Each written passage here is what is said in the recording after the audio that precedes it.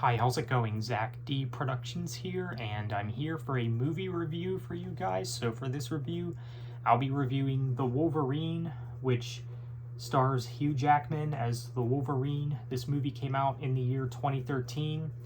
And funny story about this movie, actually. I have seen this movie a while back, like around when it came out, but I actually never realized I saw it before until I watched it the second time, because I did recently watch this movie, and there were a lot of scenes that were pretty familiar to me, and then I started to think, like, where did I see this movie?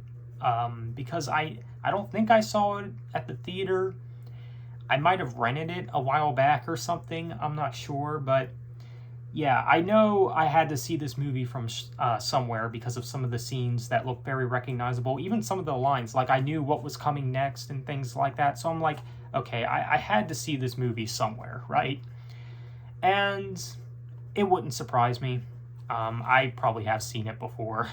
I've always been a pretty big fan of the X-Men films, even though I kind of fell off the bandwagon for a while. It was like shortly after this time. Now, I did see Days of Future Past whenever that came out, but after that, that's kind of when I fell off of the X-Men bandwagon. And I do think that this is actually one of the more underrated X-Men films. I do think this movie is kind of overlooked, to be honest. I actually really dig this one a lot, especially when I saw it the second time. I know I definitely appreciated it a lot more the second time I saw this movie. I really dig the setting of it. Most of this movie is set in Japan, and I like the whole samurai setting and everything like that, and the combat and the fight scenes, and those are all really fun to watch. Really cool. I've always really appreciated that for sure, and a lot of cool scenes. And I can definitely see why they call this movie The Wolverine, because this is a pretty impactful movie for the Wolverine himself, him as a character, because it definitely is for him personally, because of, him being mortal and, someone else wanting to take that power, to take that mortal ability for themselves. And, the fact that, the Wolverine is easily triggered, like when he's asleep and stuff, not like SJW triggered, all right? Don't take it the wrong way, but like PTSD or something like that. That kind of triggered, like something just, snaps in him, basically. Because, yeah, he's been through a lot, and, basically at the beginning, it's basically like a little flashback or like an introduction that has Wolverine protecting this one soldier from this blast that occurs. And,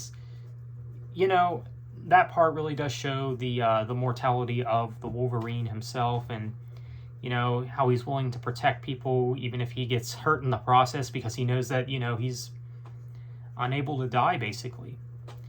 And of course, they meet up again like years down the road, and that guy's all old, that soldier's all old, when he meets him in Japan, and he's not doing well, supposedly. And spoiler alert, they want you to believe that he passes away, but at the end of the movie, he actually ends up being the villain of this story. He ends up being the one in that robotic, or that metal suit, or whatever that is. And yeah, I mean, it's kind of intriguing. The story is kind of intriguing, I'm not gonna lie. The characters are pretty interesting, and a lot of notable scenes in this movie for sure. One of the scenes actually really made me laugh, and it's actually one of the things that I remember about watching this movie around when it came out, and that is the part where Wolverine throws that guy out the window. That girl's like, "How did you know there's a pool down there?" I didn't. Not gonna lie, that part did make me laugh. I'm like, oh, jeez. But there's also the train scene when, Wolverine is fighting all those guys on top of that really fast train, and, he tricks that one guy into jumping, and, he gets knocked off the train. And, I mean, those scenes are pretty cool, when he's fighting those guys on top of the train, and yeah, I mean, the fight scenes with Wolverine and basically whoever, I mean, you know it's always going to be a treat, no matter who Wolverine is fighting on in any movie, really. But yeah, the fight scenes, they're really fun to watch in this movie for sure. And the ending, of course, he goes and tries to save his lover who's being held in that tower. And then he gets captured, and, you know, that one girl comes to try and save him, basically. And, you know, it's just a really intense story as well. So I really dig this movie. I did. It's way better than I initially thought it was. And this might actually be one of my favorite X-Men movies, to be honest. I'm not sure how popular that opinion is.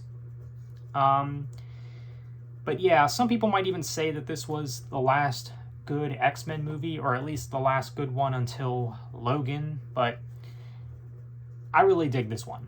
I think it's a great film, so the Wolverine, definitely check it out. If you're someone that didn't like this movie at first watch, I'd say check it out again, because, well, when this movie came out, or around when it came out, I will say that when I saw it, I liked it, but obviously I've forgotten all about it, you know.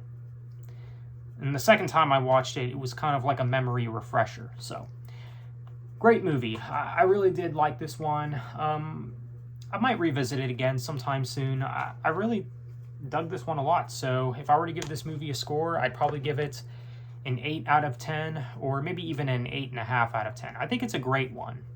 So let me know what you guys think. Thanks for watching, and have a good one.